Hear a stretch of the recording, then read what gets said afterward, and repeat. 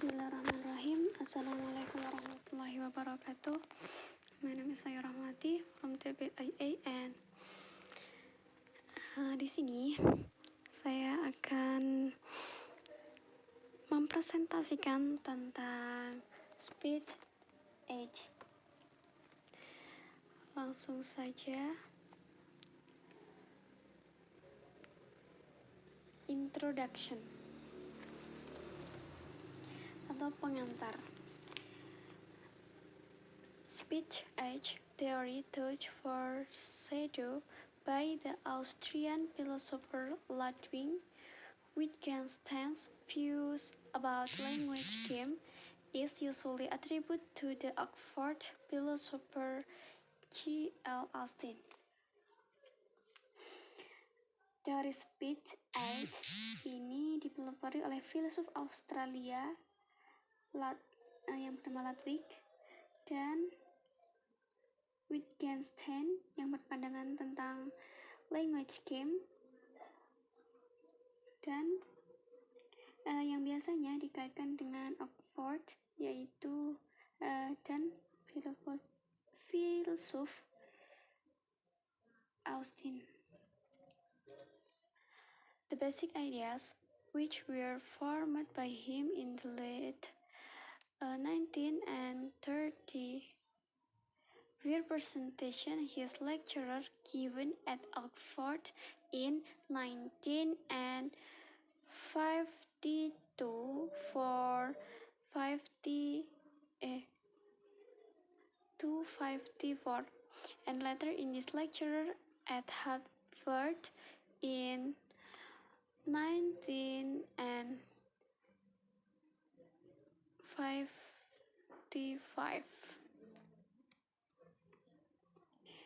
Nah, ide dasar speech age itu dibentuk pada akhir tahun 1930-an dan dipresentasikan di Oxford pada tahun 1952 sampai 54 dan kemudian di Harvard juga pada tahun 1952 sampai 1955 yang kemudian pada akhirnya diterbitkan secara anumerta sebagai bagaimana melakukan sesuatu dengan kata-kata pada tahun 1962. Nah, setelah kematian Austin pada tahun 1960, ide-ide Austin disempurnakan menjadi disistematisasi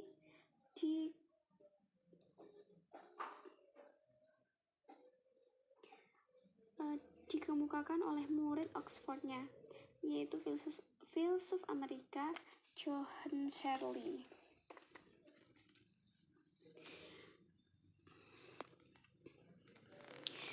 Simply stated, the central theme of speech age is that the uttering of a sentence is or is a part of an action within the framework of social institution and convention.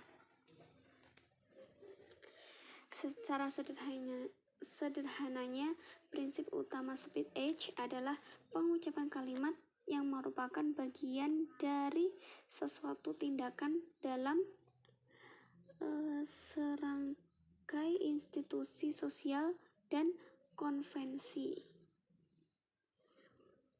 Put in slogan form, saying is part of doing or word are part of deed. Nah, selanjutnya performative vs constantive. In the 19th and 30th, a very influential school of thought in philosophy was logical positivism. One of its central doctrines is what is now called descriptive descriptive fallacy, namely the view that the philosophical interesting function of language is that making true or false statement. Nah, jadi pada tahun 1930-an, aliran pemikiran yang sangat berpengaruh dalam filsafat adalah logical politism. Satu-satunya doktrin sentralnya adalah descriptive fallacy, yaitu pandangan yang secara filosofi menarik dan mempunyai fungsi bahasa yang membuat pernyataan benar atau salah, statement true or false. A particular version of the descriptive fallacy is the so-called verificationist thesis of meaning, namely the idea that unless a sentence can, at least in principle, be verified, it was, strictly speaking, meaningless.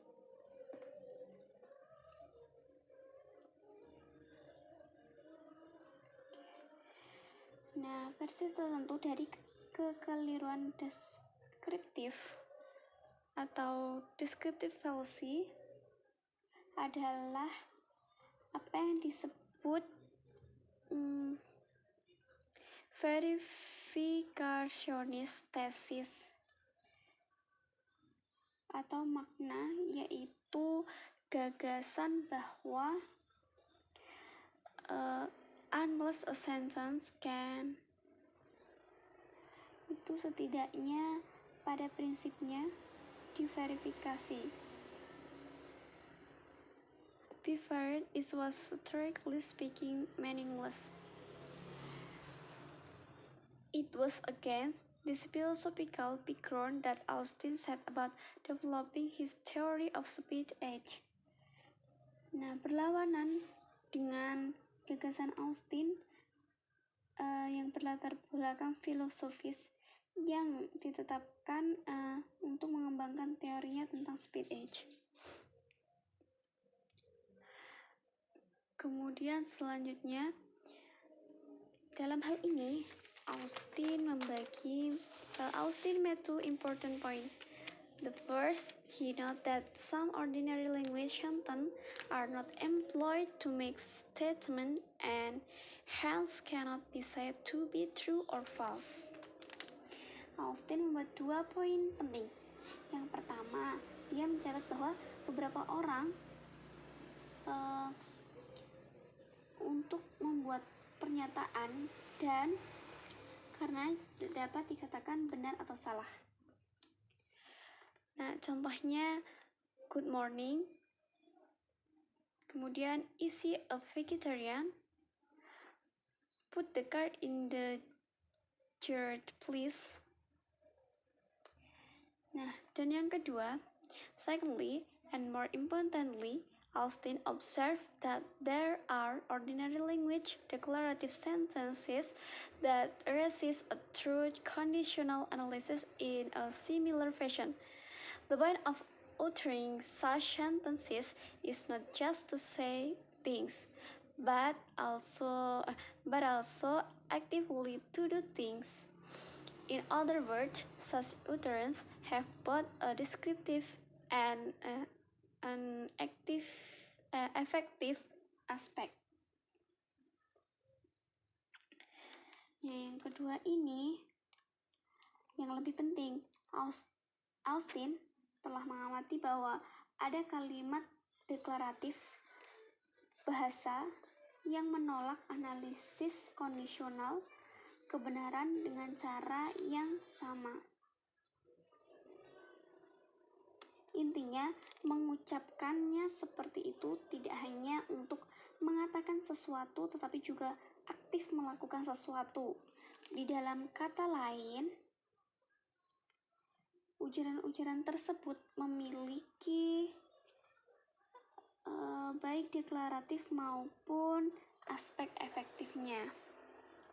Accordingly, Austin called them performative, and he distinguished them for assertion or statement-making utterance, which he called constantive. Nah,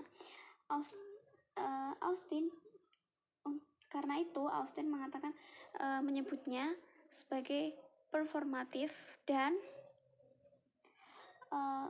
membedakan pernyataan mereka dengan ujaran dengan sebutan konstantif. Selanjutnya contoh-contohnya a Christian deceived the Princess Elizabeth.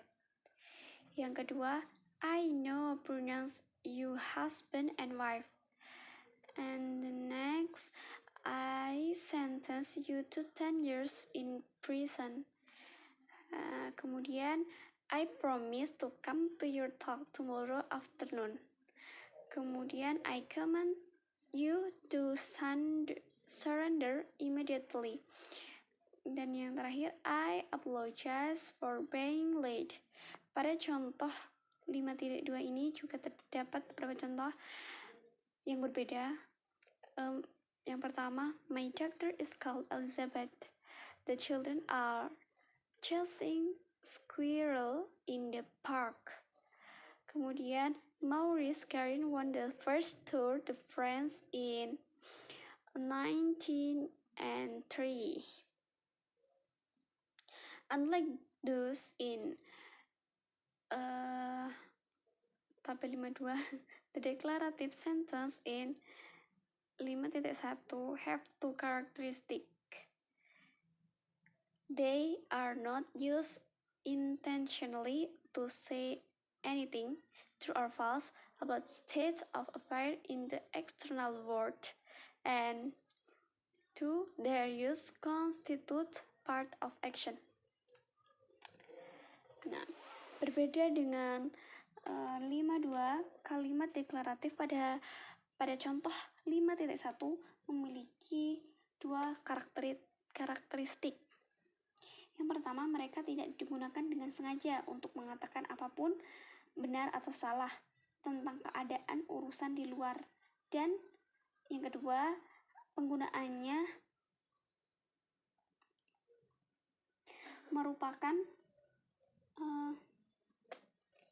merupakan bagian dari tindakan. Nah, selain itu, in addition, there are two further differences between 5.1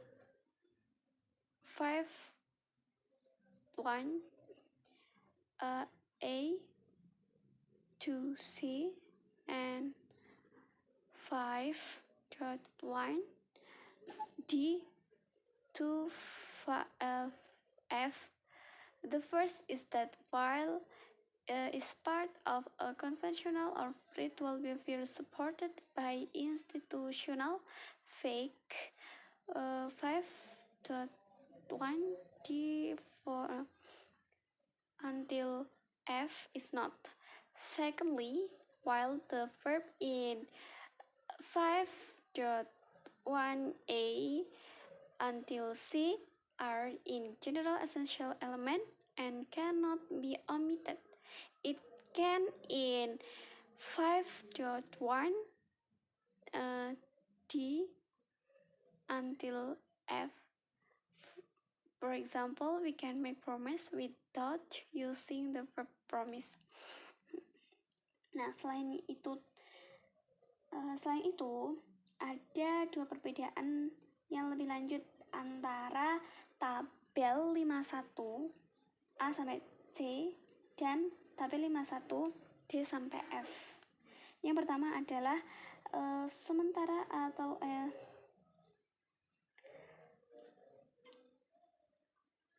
ritual yang didukung fallacy institusional. Kemudian pada contoh 5.1 D sampai F itu tidak didukung dengan fakta institusional. Kemudian yang kedua,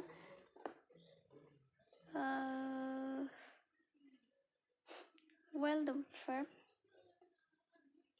sementara kata kerja di contoh 5.1 A sampai C ada di elemen penting umum dan tidak dapat dihilangkan, dan di tabel 5.1 D sampai F itu dapat dihilangkan. Sebagai contoh, kita bisa membuat janji atau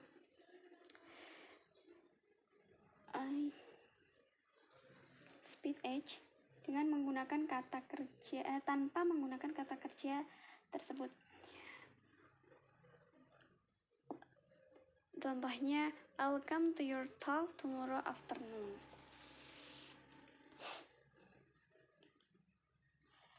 Kemudian selanjutnya, explicit vs implicit performative. Explicit performative are performative utterances which contain a performative verb that makes explicit what kind of act is being performed. Explicit performative adalah performative utterance yang mengandung kata kerja performatif yang membuat eksplisit atau tindakan semacam itu sedang dilakukan. Contohnya, I now pronounce your husband and wife. I sentence you to 10 years in prison. I promise to come to your talk tomorrow afternoon. I command you to surrender immediately. Kemudian, implicit performative are performative utterances in which there is no such a verb. Implicit performative adalah performative utterance yang tidak ada kata kerja seperti pada explicit performative. Contohnya, surrender immediately. I'll come to your talk tomorrow afternoon. Leave me alone or I'll call you the police. Nah, kemudian selanjutnya, syntactic and semantic properties of explicit performative.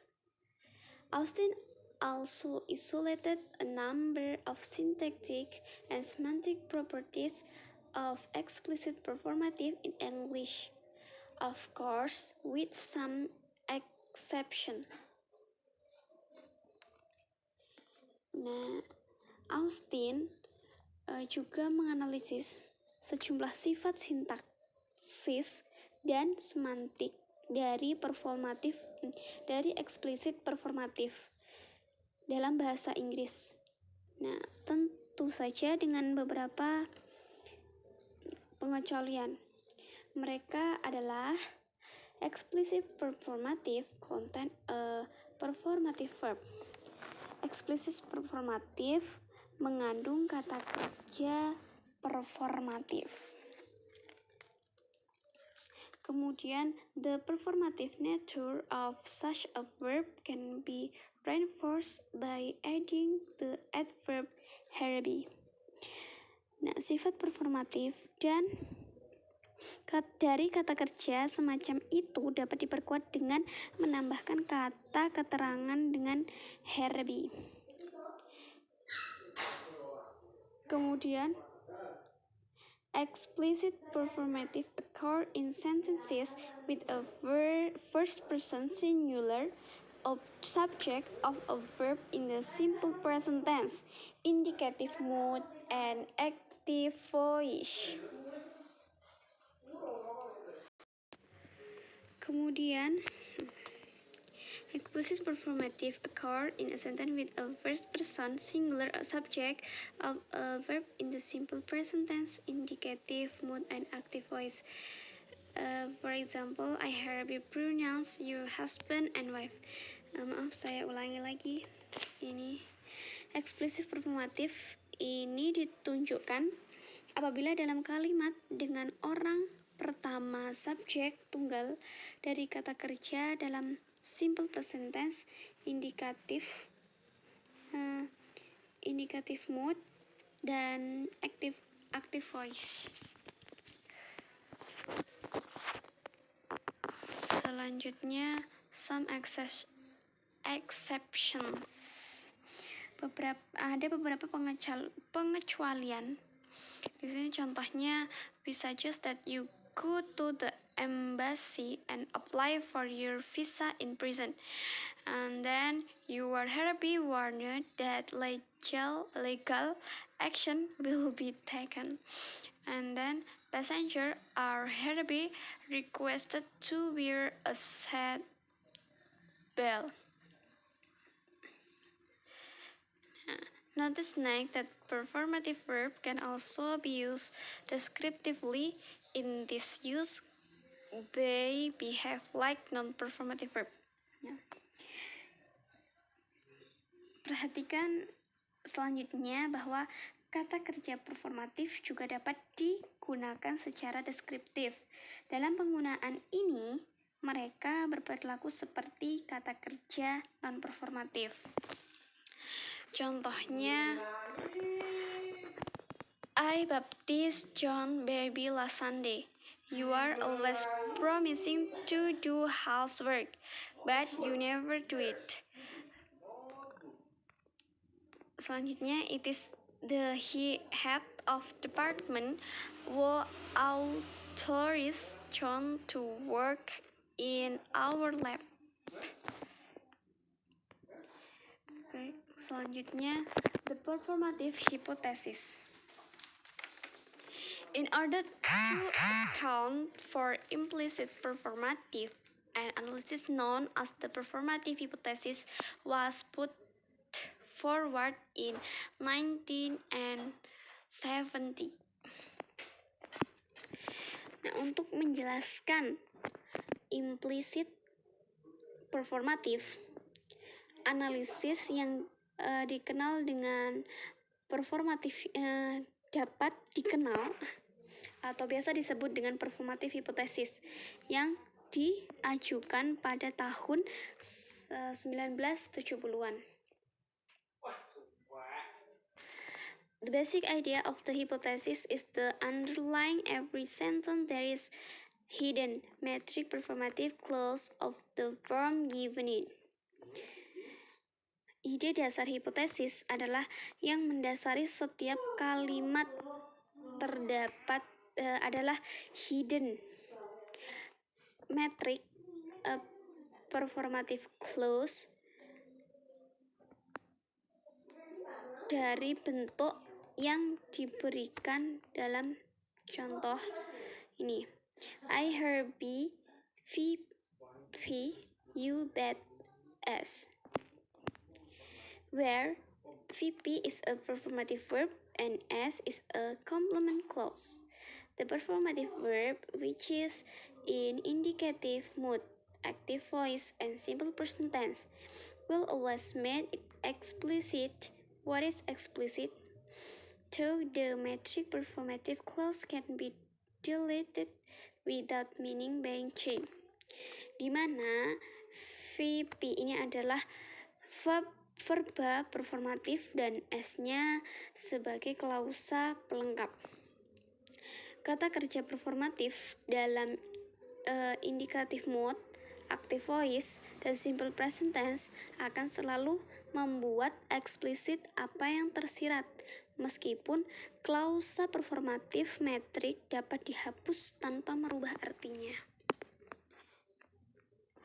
Thus, according to this hypothesis, the performative metric clause in the deep or underlying structure of example 5.4 shows up overtly in 5.5. Example itu. Contohnya stand up. Kemudian, I hereby request that you stand up, or I hereby order you to stand up.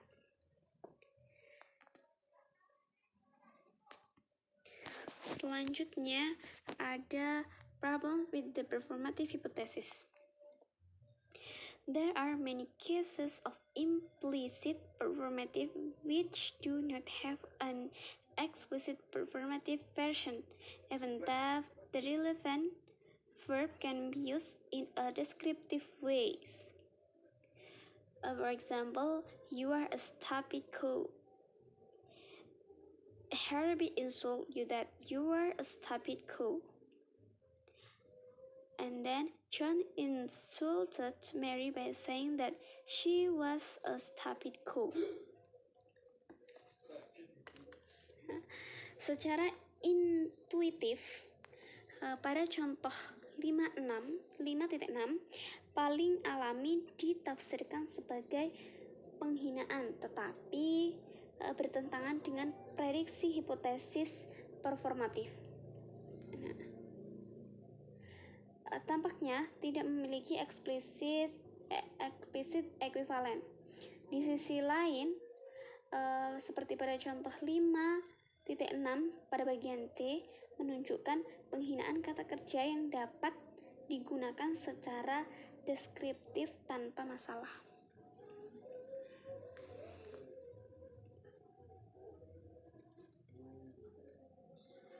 More or less the same can be said of such speech aids as lying, threatening, and punishing. Seperti yang telah disebutkan, tidak masuk akal untuk menyebut kurang lebih hal yang sama dapat dikatakan tentang ucapan-ucapan seperti berbohong, mengancam, dan menghukum. Kemudian, faced with this and a variety of other syntactic, semantic, or pragmatic difficulties, the performative hypothesis has long been abandoned. Menghadapi ini, dari berbagai sintaksis semantik dan pragmatis lainnya mengalami kesulitan, hipotesis performatif telah lama ditinggalkan. Kemudian yang terakhir, Austin's felicity condition on performative. As already mentioned, it makes no sense to call a performative true or false. Nevertheless, Austin noticed that for a performative to be successful or felicitious, it must meet a set of conditions. A. There must be a conventional procedure having a conventional effect. And number 2, the circumstance and person must be appropriate as specified in the procedure. Pada bagian B, the procedure must be executed correctly and completely. Pada bagian C, often the person must have the requisite truth, feelings, and intention as specified in the procedure, and if consequent conduct is specified and relevant parties must show do. Seperti yang telah disebutkan, tidak masuk akal untuk menyebut performatif benar atau salah. Agar performatif ini berhasil, maka harus memenuhi beberapa prosedur. Yang pertama, harus ada prosedur konvensional yang memiliki efek konvensional. Kemudian harus sesuai dengan prosedurnya. Dan pada bagian B, dijalankan secara benar dan komplit. Nah, Pada bagian C, orang tersebut harus memiliki perasaan dan pemikiran, perasaan, dan sesuatu yang lain yang diperlukan. If conditions A or B are not observed, that what Austin described as misfire takes place. If condition C is not met, then abuse is an outcome. Jika kondisi A dan B tidak diperhatikan, maka akan terjadi misfire. Dan jika kondisi C tidak terpenuhi, maka terjadi penyalahgunaan speech act. Nah, mungkin itu yang bisa saya presentasikan. Apabila ada kurangnya, saya mohon maaf yang sebesar-besarnya. Akhirul kalam, billahi taufiq wal hidayah. Wassalamualaikum warahmatullahi wabarakatuh.